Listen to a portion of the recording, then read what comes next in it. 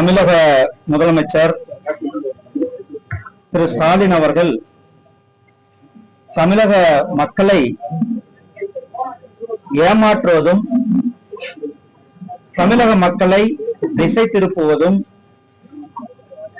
தமிழக மக்களுக்கு ஒரு படு பாதகம் செய்கின்ற செயல்களை செய்து கொண்டிருக்கிறார்கள். 2014 முன்னாடி மத்தியில ஆட்சியில் இருந்தது காங்கிரஸ் திமுக கூட்டணி. கிட்டத்தட்ட 2004 இருந்து 2014 வரலும் 10 ஆண்டுகள் இந்த கூட்டணியில இருந்து திராவிட முன்னேற்ற கழகமும் காங்கிரசும் கூட்டணியில தான் யூபிஏ அரசாங்கம் இருந்தது.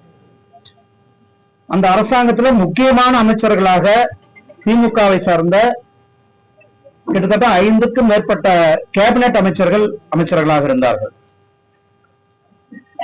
அவங்க எல்லாமே அந்த கேபினெட்ல தான் நீட்டுக்கு அப்ரூவல் கொடுத்தது.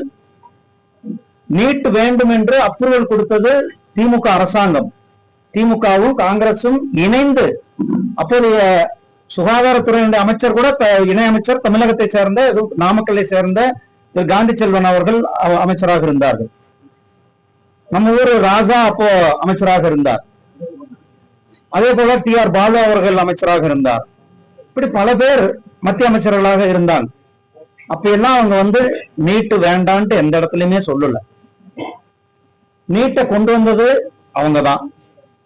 அதுக்கு பிறகு உங்களுக்கு தெரியும், சுப்ரீம் கோர்ட் ஜட்ஜ்மெண்ட் அதை நடைமுறைப்படுத்திக் கொண்டிருக்கின்றோம். இந்த மாணவர்களை தயார்படுத்திக் கொண்டிருக்கின்றோம்.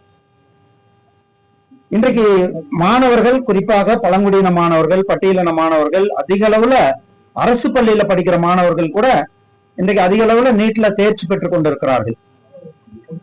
இன்றைக்கு அனைத்து கட்சி கூட்டத்தை கூட்டி மக்களை அவர்களுடைய தோல்வியிலிருந்து திசை திருப்புவது. டாஸ்மார்க்ல ஒரு பெரிய ஊழல். அந்த டாஸ்மார்க் ஊழலிலிருந்து மக்களை திசை திருப்புவதற்காக இன்றைக்கு ஒரு போலியான ஒரு நாடகத்தை திரு ஸ்டாலின் அவர்கள் அனைத்து கட்சி கூட்டம் என்ற அந்த போலியான நாடகத்தை நடத்தி கொண்டிருக்கிறார்கள். இதெல்லாம் தமிழக மக்கள் பார்த்து கொண்டிருக்கிறார்கள். தமிழக மக்கள் அவர்களுக்கு சரியான பாடம் போட்டுவார்கள். பிளே ஸ்டோர் மற்றும் ஆப் ஸ்டோரில் இருந்து பாலிமர் செயலியை QR கோடு மூலம் பதிவிறக்கம் செய்யுங்கள். செய்திகளை உடனுக்குடன் பெறுங்கள்.